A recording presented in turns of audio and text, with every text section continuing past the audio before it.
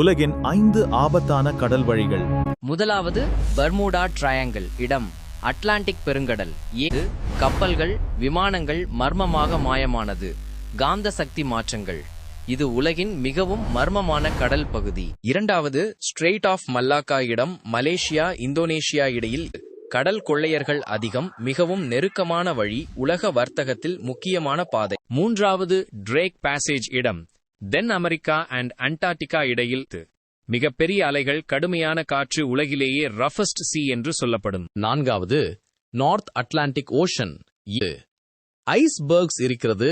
இதே பகுதியில்தான் டைட்டானிக் மூழ்கியது நடந்தது. கப்பல்களுக்கு மிகப்பெரிய அபாயம். ஐந்தாவது கேப் ஆஃப் குட் ஹோப் இடம் தென் ஆப்பிரிக்கா. இது கடும் புயல்கள், எதிர்பார்க்க முடியாத நீரோட்டங்கள், பழைய காலத்தில் மிகவும் பயமுறுத்திய கடல் வழி கிரிமேஸ். இது போன்ற சுவாரஸ்யமான தகவல்களுக்கு எங்கள் சேனலை பின்தொடரவும்.